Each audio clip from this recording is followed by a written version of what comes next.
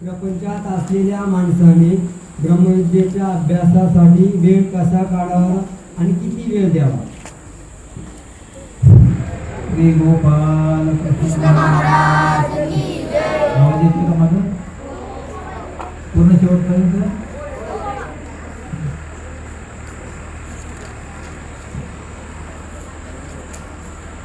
गीतेमध्ये भगवंतांनी निष्काम कर्मयोगी सांगितलेलं आहे आणि संन्यासयोगी सांगितलेलं आहे. 5व्या अध्यायातून वाचा, त्याच्यामध्ये निष्काम कर्मयोगी सांगितलेलं आहे आणि 12व्या अध्यायामध्ये लक्षण सांगितलेलं आहे.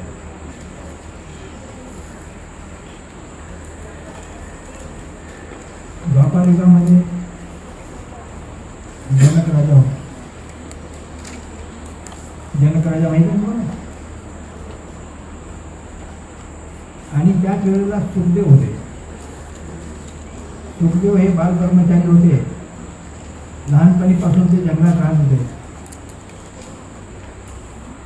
कोणताही कोणाचा संपर्क नव्हता त्यांचा. जंगलातली फळं खाऊन ते तपश्चर्या करत. तपश्चर्या करता करता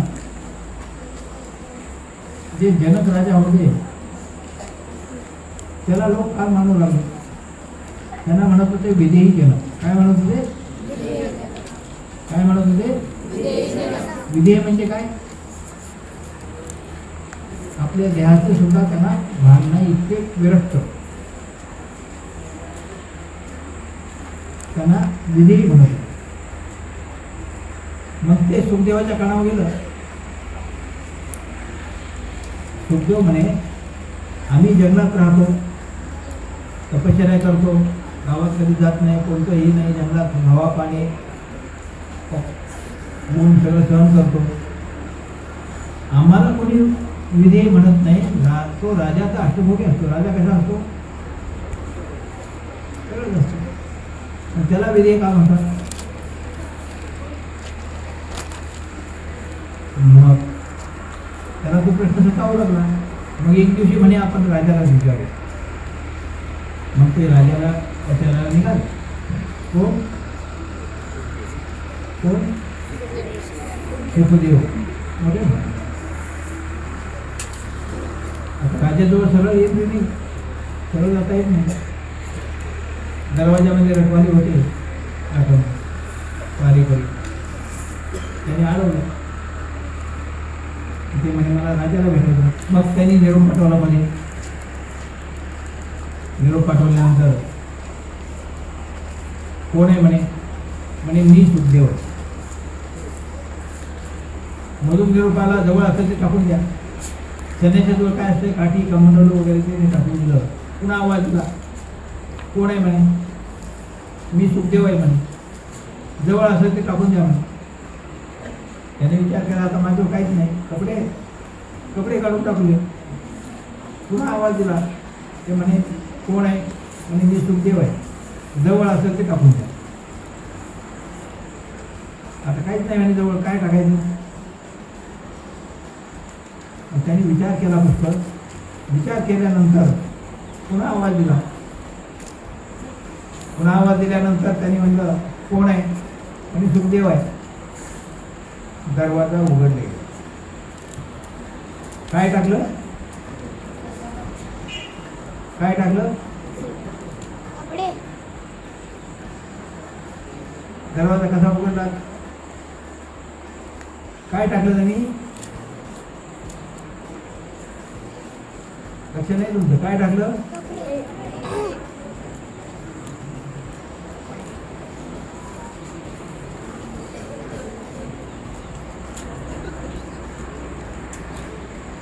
सुखदेव आहे म्हणलं, मी टाकून दिलं.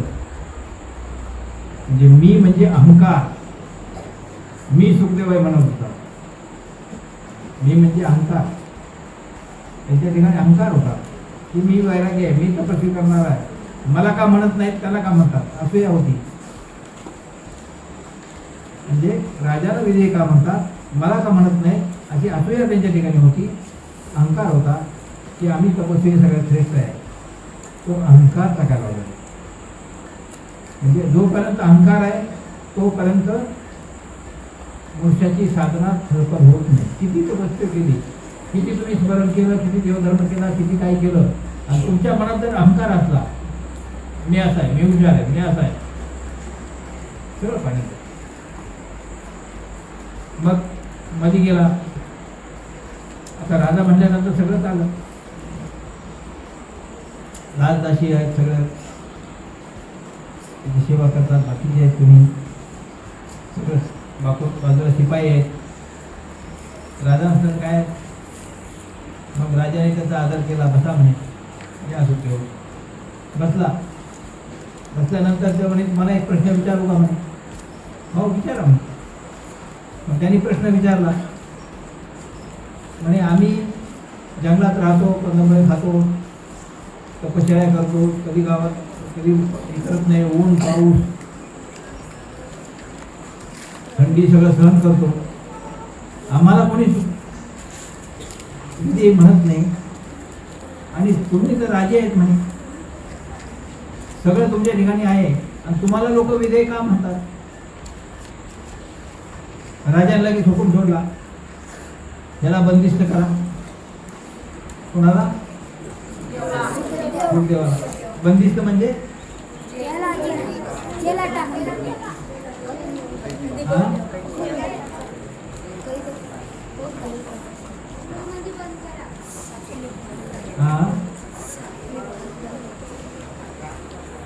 तुम्हाला मराठी समजत नाही, अटक करा म्हणलं की समजतं नाही का.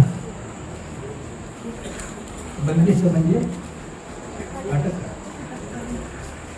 तिथं काय राजाचा हुकूम, लगेच शिपाई धावले, त्यांना बंदिस्त करून टाकलं. तो म्हणला हे काय झालं, मग मी आलो कशाला, हे काय केलं. मग त्यांनी हुकूम सोडला, गावात सगळे ठिकाणी प्रत्येक रस्त्याला सगळ्याला कार्यक्रम आयोजित करा म्हणे. नाच गाणे तमाशे जेवढे करता येतील तेवढे कार्यक्रम आयोजित करा संपूर्ण शहरामध्ये, राज्यामध्ये. आता राजाने हुकूम दिला काय, सगळे कार्यक्रम ठेवलं. आणि त्या सुखदेवाला हातात भांडं दिलं, पाण्याने कष्ट भरून काठोकाठ भरलं, आणि त्याच्यात भांडं दिलं, आणि त्याला सांगितलं हे घेऊन तुम्हाला नगर प्रदक्षिणा करायची आहे. काय करायची आहे? नगर प्रदक्षिणा करायची आहे. त्याच्यातलं पाणी सांडलं तर तुम्हाला फाशी देण्यात जाईल.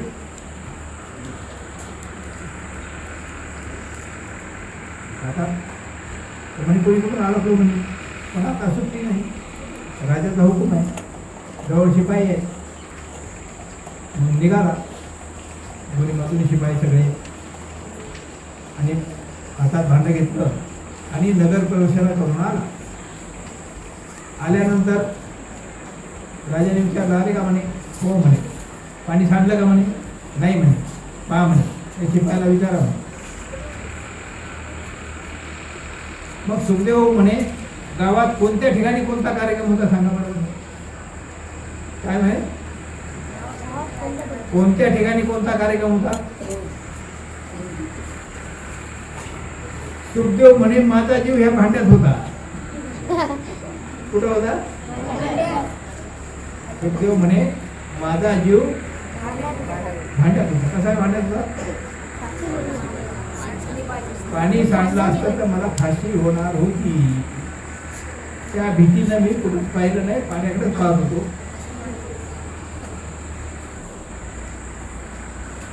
राजा म्हणे सुखदेव हो, तुमचा जीव सदा भांड्यात होता, तसं मी रात्रंदिवस परमेश्वराचं चिंतन करतो, हे राज्य चालवतो म्हणे, पण राज्य चालवण्यासाठी याच्यातला एकही भोग मी भोग घेत नाही. राज्यातला एकही भोग मी घेत नाही. अलिप्त आहे. रात्रंदिवस मी परमेश्वराचं चिंतन करतो, आणि म्हणून मला विजय म्हणतात. काय विजय का म्हणतात. राज्याशी मी अलिप्त आहे, त्याचं सुख दुःख मला काहीच नाही.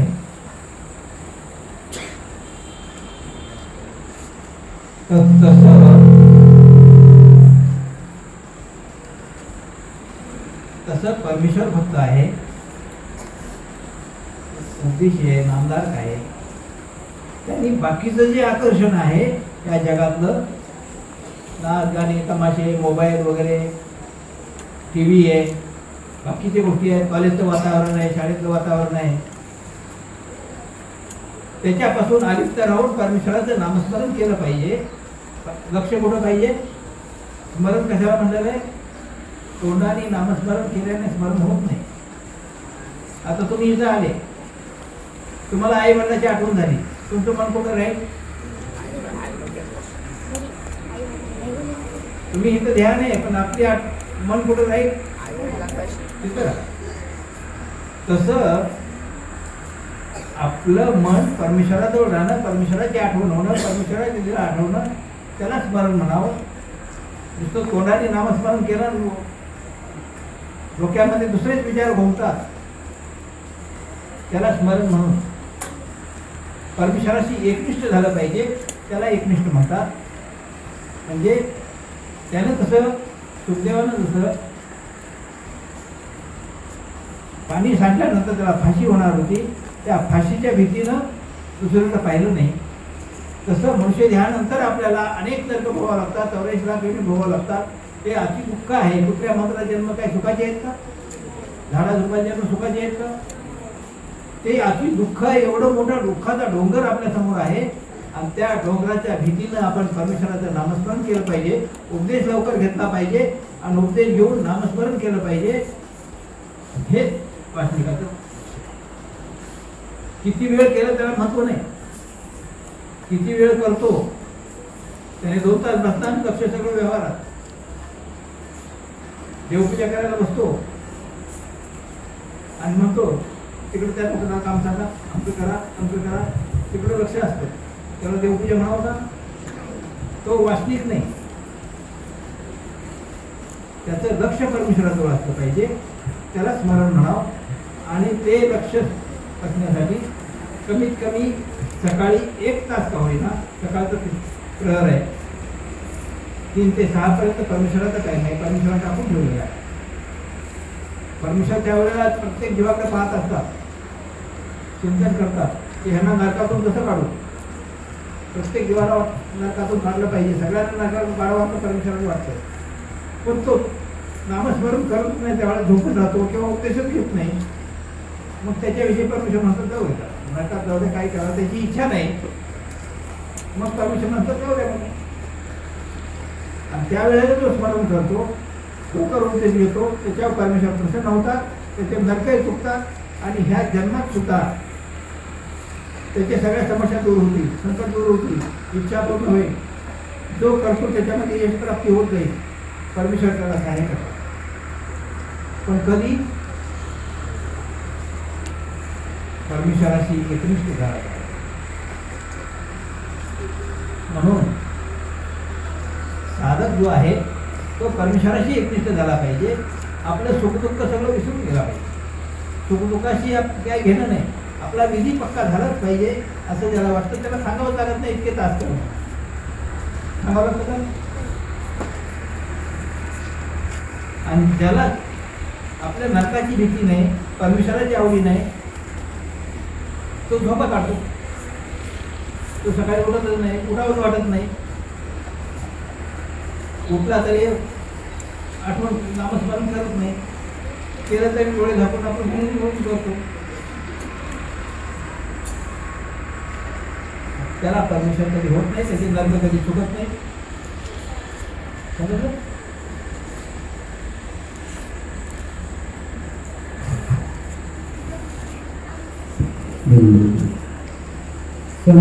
संकेत श्रीकृष्ण खंडारे मांडका, कृष्णा लोणारकर.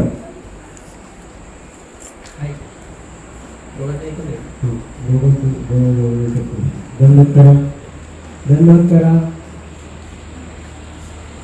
दंडवत घालताना काय म्हणावे, दंडवत घालताना काय म्हणावे, दोघांचाही एकच प्रश्न आहे. आपण ज्या वेळेला दंडवत राहतो, दंडवताचे फायदे तुम्हाला सांगितले. त्याच्यामध्ये 2 प्रकार आहे दंडवताचे. एक साष्टांग दंडवत आहे आणि एक आपण वाकून नमस्कार करतो त्याला दंडवत म्हणतात.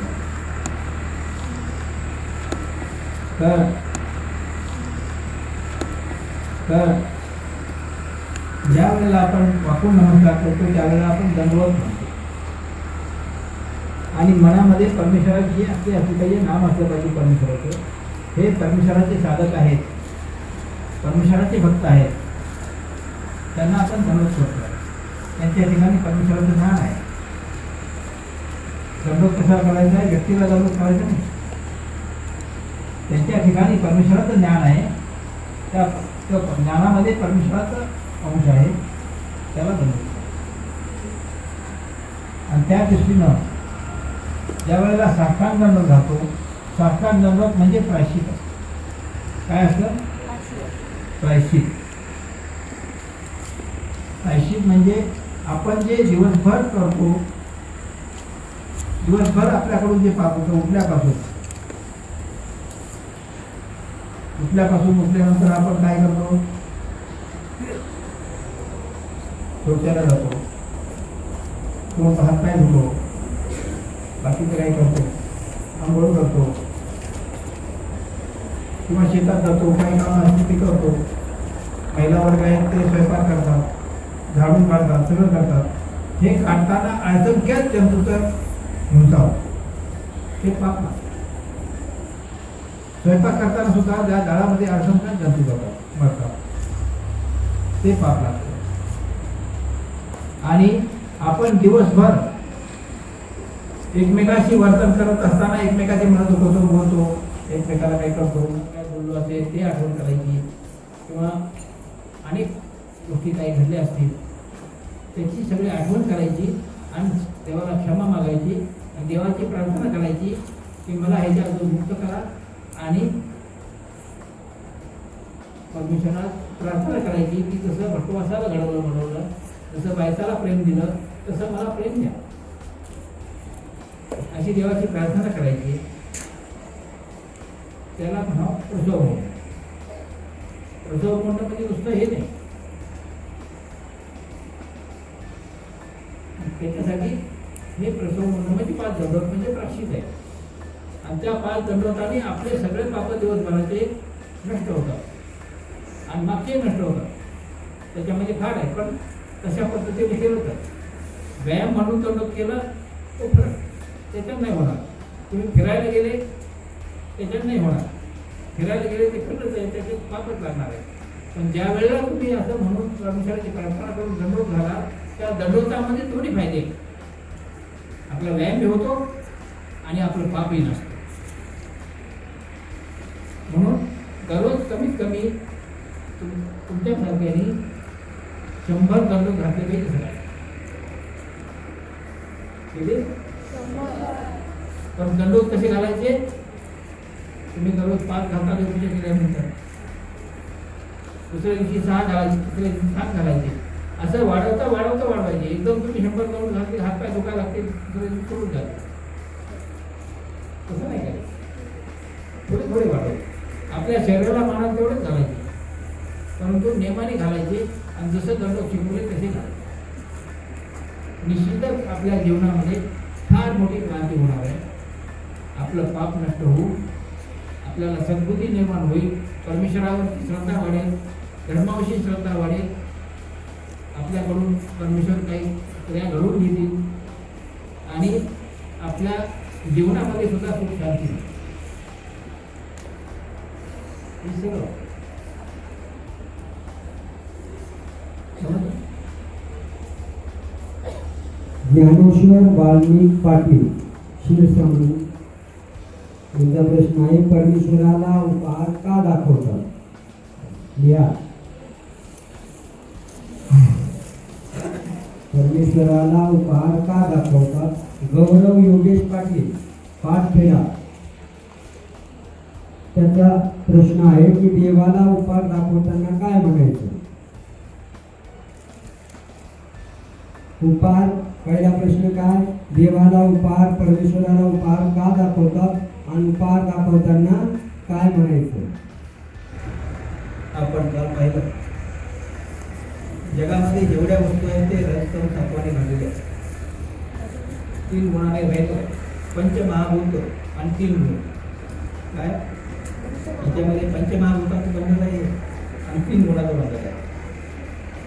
3 गुणाचं म्हणजे रजतम सत्व. त्या पंचमहाभूतामध्ये 3 गुण आहेत. जसं आपण एखादा चिमणाचा गोळा केला, तो गोळा होण्यासाठी काय करावं लागतं? पाणी टाकावं लागतं नाही? पाणी टाकल्यानंतर गोळा होतो. तसं जे पंचमहाभूत आहे त्याला 3 गुणांनी बांधले. मग त्याच्यामध्ये 3 गुण असतात, म्हणजे रज तम सत्व. रजगुणाचे कार्य तुम्हाला सांगितले. तर रजगुणाचे कार्य कोणते? अशांती निर्माण होते, अष्टभोगाची इच्छा निर्माण होते, मग एकदम लालसा व्यक्त होतं, कशात चित्त लागत नाही, अभ्यासात चित्त लागत नाही, काही नाही, त्या भोगाविषयी चित्त लागतं. हे रजगुणाचे कार्य. तमगुणाचे कार्य एकदम राग येतो, थोडंसं काय झालं की लगेच भांडण करतो, थोडंसं काय झालं की लगेच मारामारी करतो, हे प्रकार. किंवा तमगुणाचे कार्य अहंकार येतो, मी असा आहे, मी तसा आहे, मी काय कमी आहे का, असा अहंकार येतो. आणि सत्वगुणाचे कार्य लोभ निर्माण होतो. लोभ म्हणजे पैसा जमा करायच्या मागे लागतो, वस्तू जमा करायच्या पाठीमागे लागतो, जे काय पाहिजे ते मलाच पाहिजे असं होतं. म्हणून हे 3 गुण बाधक आहे.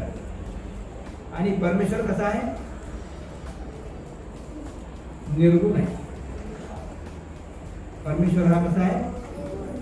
निर्गुण आहे, म्हणजे 3 गुणाच्या वेगळा आहे. मग ज्या वेळेला आपण अन्न घेतो, अन्न तयार करतो, तर अन्न तयार करताना अन्न कसं आणलं हे महत्वाचं आहे. एखादा समजा नोकरीवर असला किंवा एखादा राजकारणी असला, त्याने भ्रष्टाचारानं अन्न आणलं असलं किंवा चोरी करून एखाद्यानं आणलं किंवा दबाड करून अन्न आणलं, ते अन्न कसं आहे? तामस. किंवा एखाद्या स्वयंपाक करताना जो स्वयंपाक करणारा आहे त्याने रागारागाने स्वयंपाक केला, तमतम करत स्वयंपाक केला, भांडण करत स्वयंपाक केला, किंवा मनातून राग आहे, त्या रागाच्या घरामध्ये स्वयंपाक केला, ते अन्न कसं होईल? तामस. किंवा एखाद्याने राजस होऊन स्वयंपाक केला, राजस म्हणजे विषय भोगाची इच्छा आहे, तसं होऊन स्वयंपाक केला, ते राजस झालं. आणि सात्विक होऊन स्वयंपाक केला, ते सात्विक झालं. पण हे रज तम सत्व ह्या अन्नामध्ये उतरतात. अन्न हे त्रिगुण आहे. आणि ज्या वेळेला आपण उकार दाखवतो त्यावेळेला परमेश्वराची प्रार्थना करतो, नामस्मरण करतो आणि मनामध्ये परमेश्वराची प्रार्थना करतो की कसं बायसाचे पाणी भात उभार केलं, तसं माझं होतं स्वीकार अभय त्याच्या स्वीकार केला, तसे माझे स्वीकार करा. म्हणजे ज्याचे ज्याचं भजन स्वीकार केलं त्याची आठवण करून उपार दाखवताना 5 अवताराची त्यांनी स्वीकार केलं. म्हणजे कोणाला स्वीकार केलं, दत्तात्रय करून पुस्तकं जेवण करतात, तुकारामांना स्वीकार केलं, श्रीकृष्ण महाराजांनी कोणाला स्वीकार केलं, रामाचे पोहे स्वीकार केले, अजून कोणाच्या ठिकाणी स्वीकार केलं. हां, ते आठवण करायचं आणि तसं माझं भोजन स्वीकार करा म्हणून प्रार्थना करायची आणि मग उपार दाखवा. आणि असा उपाय दाखवला तर त्याच्यातले 3 गुण निघून जातात. म्हणजे ते अन्न खाल्ल्याने आपल्याला चांगली बुद्धी उत्पन्न होते. आणि तसंच जर अन्न खाल्लं तर ते 3 गुण पाहतात खाणारा. मग तशा पद्धतीने जर उपाय दाखवला आपण तर निश्चितच खाणाऱ्याला सुद्धा नामस्मरण करावे अशी बुद्धी उत्पन्न होते. परमेश्वरावर श्रद्धा वाढते, सात्विकता वाढते, जीवनामध्ये आनंद मिळतो, त्याला कटकट कधी होत नाही, भांडण कोणाशी करत नाही, तो बाकीचं काहीच करत नाही, तो शांत राहतो आणि त्यांच्या जीवनामध्ये शांती मिळते. आणि त्याच्यासाठी उपाय दाखवायचे. वास्तविक परमेश्वर काय खात नाही, खातात का तुम्ही? उपाय दाखवत खातात का? पण त्यांच्या अवलोकनाने ते अन्न पवित्र होतं आणि पवित्र झालेलं अन्न तेच पवित्र होत नाही तर सगळा स्वयंपाक पवित्र होतो आणि सगळा स्वयंपाक पवित्र झाल्यानंतर ते खाणाऱ्याला सुद्धा तशी बुद्धी उत्पन्न होते, कशी गाठी घेऊन बसायची. त्याला वाटलं आपण स्मरण करावं, आपण चरित्र वाचावे, आपल्या जीवाचं भलं करून घ्यावं, अशी त्याची बुद्धी उत्पन्न होईल म्हणून उपाय दाखवायचा असतो. वास्तविक परमेश्वर हा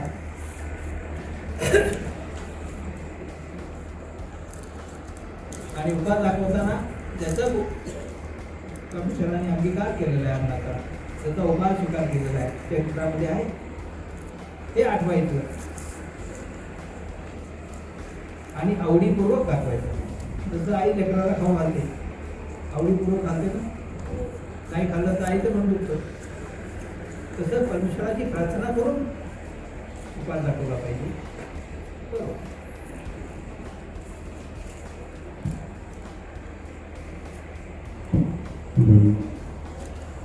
आशिष चव्हाण, नांदा तांडा. शुकदेव आणि श्रीकृष्ण महाराजांचा संवाद काय झाला ते सांगावे. दुसरा त्यालाच अनुषंगिक प्रश्न कृष्णा लोणारकर. शुकमुनी म्हणजे काय?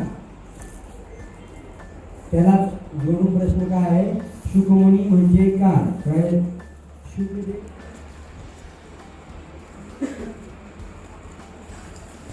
शुकदेव हे पुढं श्रीकृष्णाचे भक्त झाले. ज्या वेळेला जनकराजाची भेट झाली, भेटीनंतर त्यांना आत्मज्ञान झालं आणि श्रीकृष्णाची ओळख, म्हणजे श्रीकृष्ण परमेश्वर आहेत असं त्यांना भावना निर्माण झाली. ज्या वेळेला अर्जुन आणि श्रीकृष्ण महाराज संदीप आणि ब्राह्मणाची मुलं आणण्यासाठी कुठे गेले होते? शिरापुरी. म्हणजे ज्या वेळेला श्रीकृष्णाने अवतार घेतला, त्यावेळेला शिष्य या शिरापूरचा शेष नारायण जो महाविष्णू म्हणतात, अन्य लोक ज्याला महाविष्णू म्हणतात, तो महाविष्णू आहे. तो शयना पलंगावर झोपलेला होता, लक्ष्मी त्याची सेवा करत होती. श्रीकृष्ण महाराजांचा अवतार झाला, त्यांनी उठून नमस्कार केला. उठून शिरात जाऊ. लक्ष्मी म्हणे तुम्ही नमस्कार कोणाला केला? सांगा ना. तिने हातच घेतला, सांगा म्हणे तुम्ही कोणाला नमस्कार केला? का मी सेवा चुकली म्हणून ते आले. मग नाविलाजाने विष्णूने सांगितलं की मृत्यू लोकामध्ये श्रीकृष्ण भगवंतांनी अवतार घेतला, त्यांना मी नमस्कार केला. त्यावेळेला लक्ष्मीने प्रश्न केला, तुमच्यापेक्षा श्रेष्ठ आहेत का म्हणे? लक्ष्मीला माहित होतं की सगळ्यात श्रेष्ठ विष्णू आहे. जसं बाकीच्या लोकांना पुराणामध्ये ह्याच्यामध्ये विष्णू श्रेष्ठ आहे म्हणतात, श्रीकृष्णाला विष्णूचा अवतार म्हणतात ना, म्हणजे हे अज्ञान आहे. तसं लक्ष्मीला अज्ञान होतं की विष्णू श्रेष्ठ आहे, त्याच्यापेक्षा श्रेष्ठ कुणीच नाही असं तिला माहिती. मग लक्ष्मीने प्रश्न केला लागेल, ते तुमच्यापेक्षा श्रेष्ठ आहेत का? विष्णू म्हणे हो. त्यांच्या नखाची बरोबरी मी करू शकत नाही. काय? त्यांच्या नखाची मी बरोबरी करू शकत नाही. त्यावेळेला लक्ष्मीने दुसरा प्रश्न केला, त्यांची मला भेट झाली पाहिजे, दर्शन झालं पाहिजे. विष्णू म्हणे ते तर आमची आज्ञा चालत नाही. काय म्हणे? आमची आज्ञा तिथे चालत नाही, आम्ही भेट करून देऊ शकत नाही. लक्ष्मीने हातच घेतला, भेट झालीच पाहिजे. मग शेष नारायण नाविलाजाने श्रीकृष्ण महाराज द्वारकेला आले. त्यावेळेला सगळे सुखी होते, सगळे आनंदी आनंद होते द्वारकेला. परमेश्वर असल्यानंतर काय कमी असणार आहे? पण एक ब्राह्मण दुःखी होता. का? शेष नारायण त्याचं मुलगा जन्मलं की घेऊन जायचं, अशी 7 मुलं नाही. किती नेले?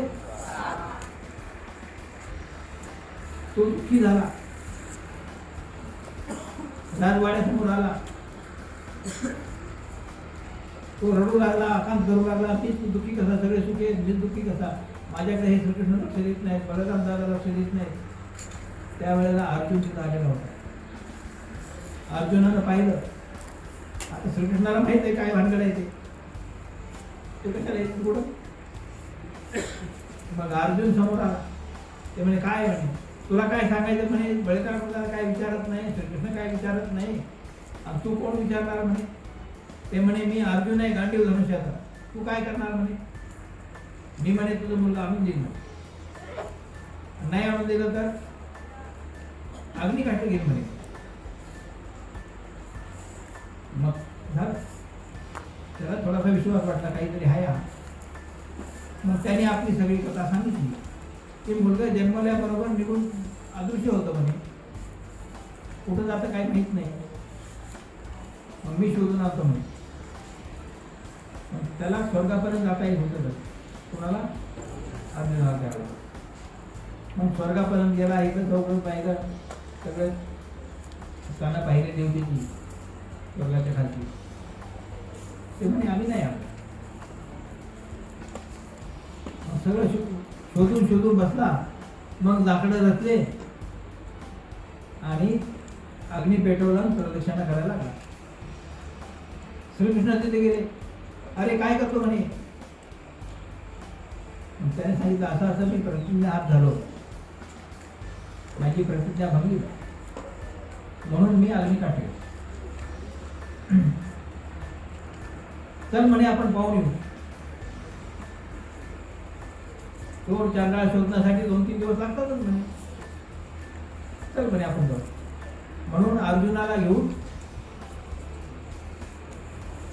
श्रीकृष्ण निघाले. यज्ञाच्या प्रकारामध्ये राष्ट्रीय यज्ञ होता किंवा दुसरी यज्ञ आहेत, 100 यज्ञ करावं लागतात. तेही 100 यज्ञ लढाई जिंकून आणलेल्या द्रव्याचे करावं लागतात. काय लढाई करून दुसऱ्या राज्यातून जिंकून आणलेले द्रव्य त्याचे यज्ञ करावं लागतात. असे 100 यज्ञ केले तर स्वर्गाची प्राप्ती होते. स्वर्गाची प्राप्ती किती आहे? 10,000 वर्ष. बरोबर, कोण सांगितलं? बर, हुशार आहे. स्वर्ग मिळतो त्याला, आणि 10,000 वर्ष झाली की पुन्हा आणखी मृत्यू लोकांमध्ये नरकामध्ये लागतात. शने पुण्य सर्व लोक विशालम, शने पुण्य लोक विशांती, एवं त्रयी धर्म मनु प्रपन्ना गतागतम काम कामाला बसते. अशा प्रकारे, परंतु पंडू राजाने 99 यज्ञ केले आणि त्याचा मृत्यू झाला. आता वास्तविक त्या इंद्राने ते 100 यज्ञ पूर्ण करून घ्यायला पाहिजे होतं, त्याला सहाय्य करायला पाहिजे होतं, ते केलं नाही.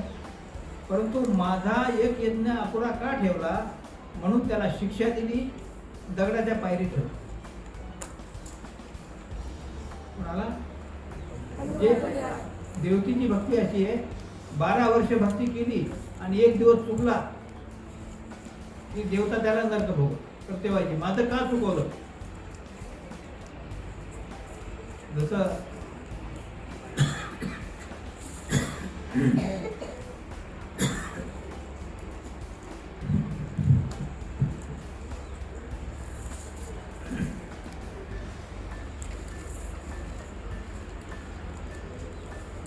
एका गावात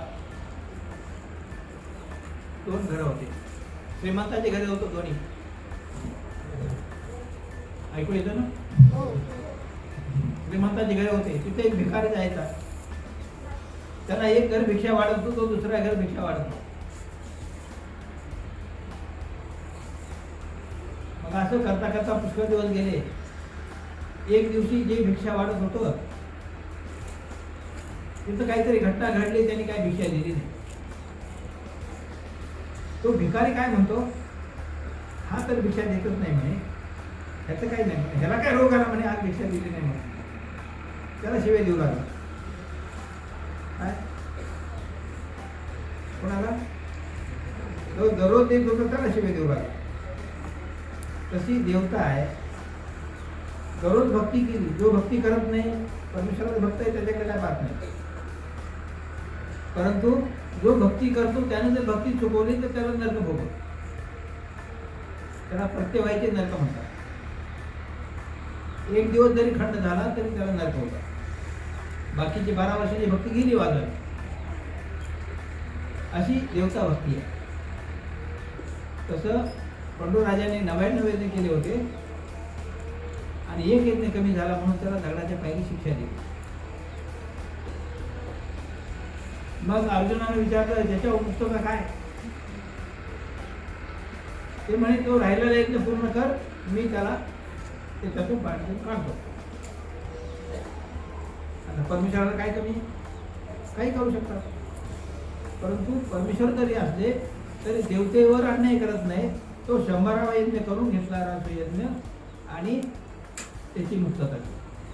म्हणजे पहिल्या यज्ञात तो जमा करून टाकला आणि पंडूराजाची मुक्तता केली. मग तो यज्ञ ज्या वेळेला करायला लागले त्याला राजसूय यज्ञ म्हणले. मग पांडवांनी तो राजसूय यज्ञ केला. राजसूय यज्ञामध्ये सगळी तयारी झाली. सगळे ऋषी लोक बसलेले होते.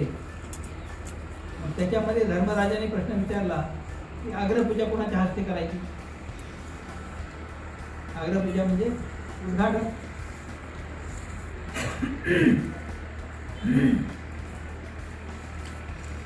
उद्घाटन कोणाच्या हस्ते करायचं? सगळ्या ऋषीमुनींनी व्यासाचं नाव सांगितलं. कोणाचं नाव सांगितलं? व्यासाचं. व्यास आहे म्हणे सगळ्यात श्रेष्ठ ऋषी आहेत म्हणे, त्यांच्या हस्ते अग्रपूजा करा. मग धर्मराजा हे सगळे व्यासाकडे गेले.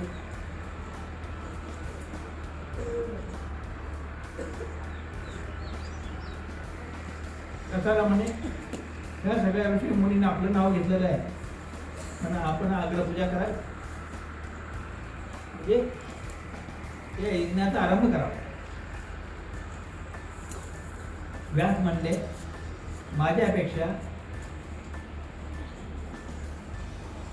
बाल ब्रह्मचारी सुखदेव आहे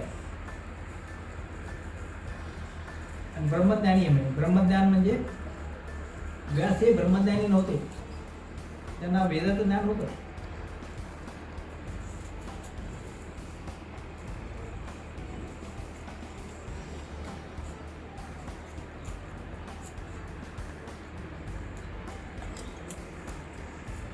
त्यांना वेदाचं ज्ञान होतं. सगळे वेद त्यांनी लिहिले किंवा वेदाचं सगळं संगती लावली ते. परंतु परमेश्वराचं ज्ञान त्यांना नव्हतं. कुणाला? आणि सुखदेवाला परमेश्वराचं ज्ञान होतं. आणि ते सुखदेव ऋषी मंडळामध्ये बसले नव्हते. तिथं पंक्ती चाललेल्या होत्या. त्या पंक्तीमध्ये श्रीकृष्ण भगवान खीर वाढत होते. काय करत होते?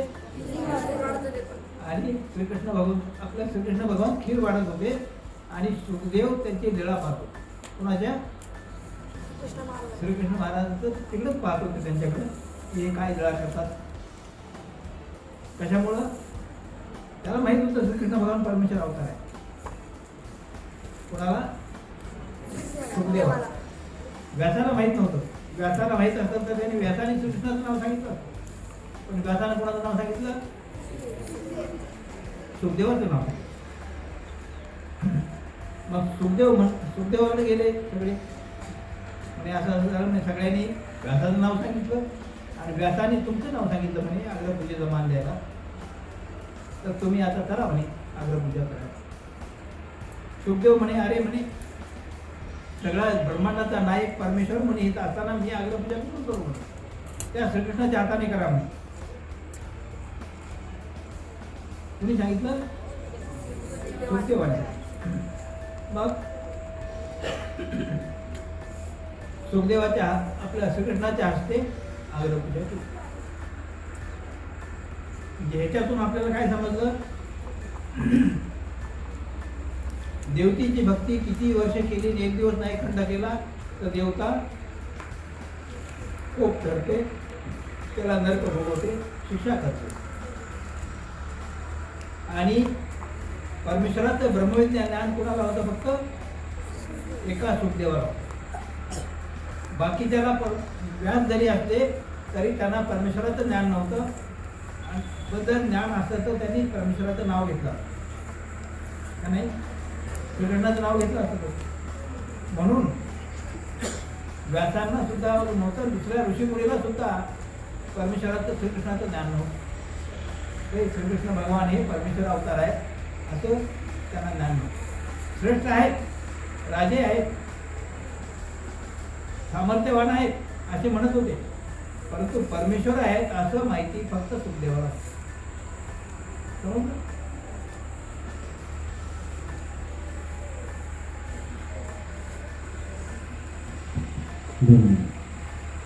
तोसी अगम्य लीला तुमची वंदनाला मी काय वरी पामर जितशेष तो ही शमला. श्रीकृष्ण महाराजांची किती अगम्य लीला आहे बघा. कुणाच्या तरी यज्ञामध्ये कोणीतरी जोगाने ते पात्र कोण उचलत होतं आणि आपण आईस्क्रीम खाल्ल्यावर कुठे टाकले? सगळे टाकले का? किती वेळा सांगावं लागलं? म्हणून श्रीकृष्ण महाराजांच्या नावाचा जयकार करायचा हात जोडून. श्री गोपाळ